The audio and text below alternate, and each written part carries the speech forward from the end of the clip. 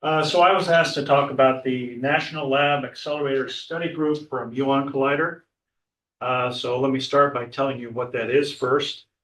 So the way it came about was our current interim lab director visited all the DOE labs, and when she was at the laboratories that had accelerator facilities, she convinced, in only the way she can, each of the labs to commit to spending some LDRD money to help us get a head start on the Muon Collider.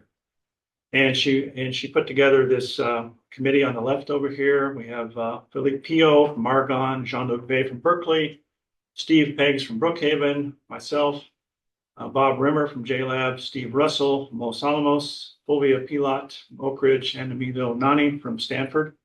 You can see we have too many Steves on it right away, but and then we also have Ditka Strakakis from Fermilab, who was I call him our scientific secretary, but he's also our liaison with the US Muon Collider collaboration.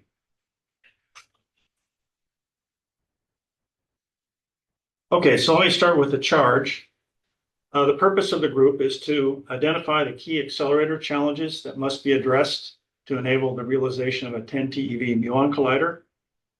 We're to evaluate the R&D steps, including demos, simulation, software tools, facility capabilities that are required to do this, and eventually provide a technically informed estimate of the time required to complete each major R&D category, recognizing, now this is important, that these estimates will inform but not constitute a full collider development plan.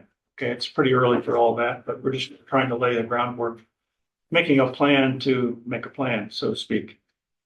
And then assess the capabilities and roles of US national laboratories in contributing to these critical areas. Oops.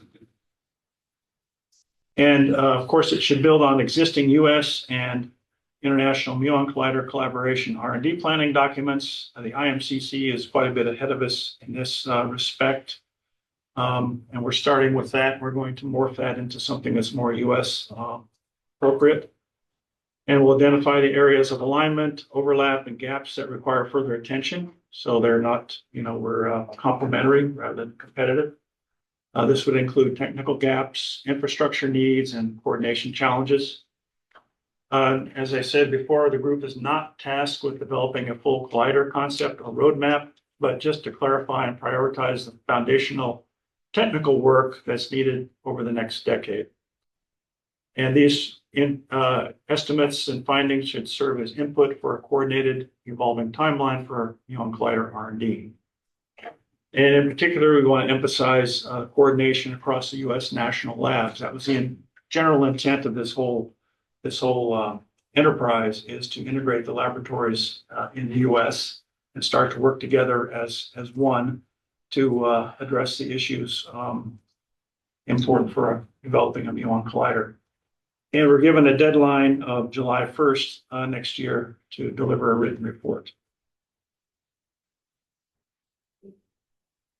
Okay, so I ambitiously put down a bunch of milestones to track our progress, or in this case, lack thereof in some cases.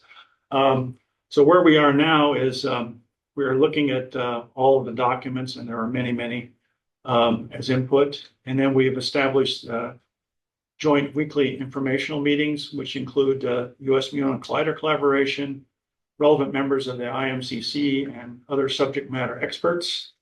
And then as this evolves, we'll see a need, I'm sure, for additional meetings that we need to focus on particular technical issues. And then based on the document reviews and the information gathered at this point, we're just going to start to produce a preliminary list of key accelerator challenges and potential technical gaps for the Muon Collider. And then we'll look at the challenges and evaluate the R&D.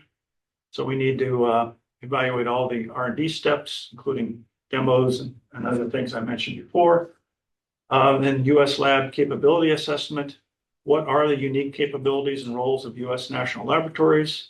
And then we need to identify how they can best contribute to addressing the challenges. and then synthesize these findings to pinpoint specific technical infrastructure and coordination gaps that need to be addressed future R&D. And then we'll try to provide a technically informed bounded estimate of the time required to complete each major R&D category. And then we'll draft a report, which we will circulate amongst the key stakeholders to get some initial feedback. DOE, IMCC, USMCC, and others, laboratories as well, and go from there. Then finally, we'll submit the report, hopefully by the mandated deadline. I'm finding out we have an awful lot of work to do in a relatively short time on this. So in terms of the seminar series, we've had 7 seminars so far. We have another 7 at least to go, and there are probably half a dozen in the wings. So this will be an ongoing exercise. These are jointly organized with the U.S. Muon Collider Collaboration. We're going to record these talks. They'll be posted on Indico, and we also provide an AI summary. So if you can't make it, they'll be available at the Indigo sites. And this is how you find them. So each one has a seminar number, and you can find the Indigo site that way. Now, if you want to attend the talks, you can get on the USMCC mailing list right here, shown here, and get announcements and other news, or subscribe to the Slack channel. Now, if you wish to join the US Muon Collider Collaboration, then you need to contact Sergo directly, and he'll hook you up.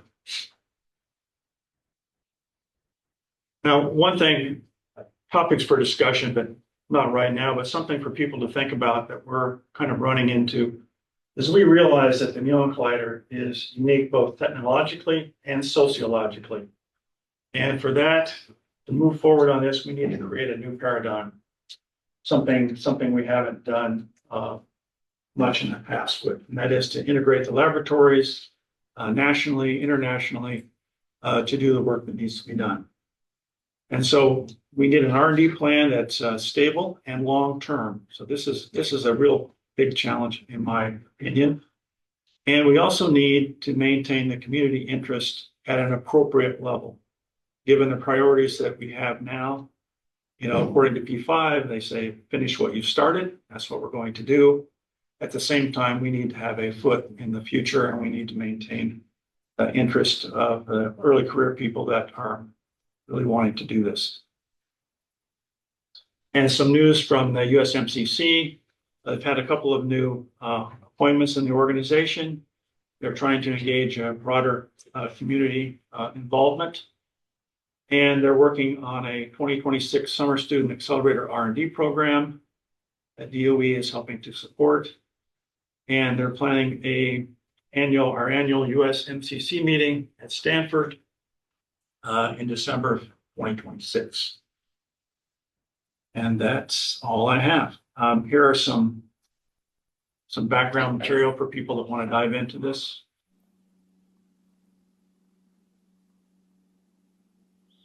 Thanks very much. I am not seeing any questions. Here comes a question from Sarah Eno.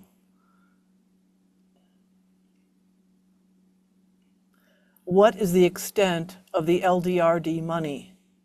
Is it enough to have an impact? Well, any amount of money will have an impact. How much impact is a good question.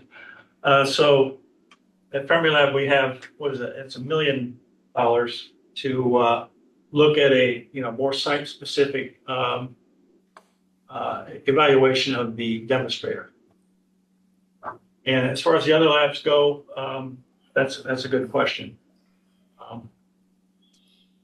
We'll see. Right now, the study group has met several times, and one of the homework problems is to think about the challenges that come to their mind and what their laboratory might be able to contribute, and get something into the queue for the next LDRD call. So we'll see how that evolves. We also have a question coming in from Vaya. What is the European funding on this? Oh, was it 25 million over 5 years, I think, for the IMCC. I think, and they've done a lot of work, but that's not enough money, even in CERN accounting, to do a lot of hardware. But they are leveraging off a lot of other activities. So INFN has a substantial amount of money to do work in superconductivity, and they're looking at RF and magnetic fields and building solenoids.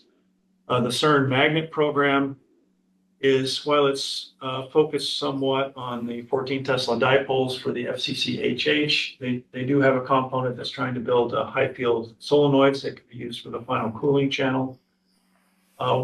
There are a lot of bits and pieces that we can leverage to support this. Our own GUARD program, for example, SLAC is using the GUARD program to do generic work on RF and magnetic fields. The magnet program in the U.S., of course, is very much aligned with the needs of the muon collider. Just everywhere you look, everything that U.S. MDP is doing is appropriate or relevant to a muon collider or an FCC-HH or any other future collider for that matter. So that's an opportunity. The other thing we can look at is the private investment in fusion. They're developing the HTS conductors and magnets based on HTS.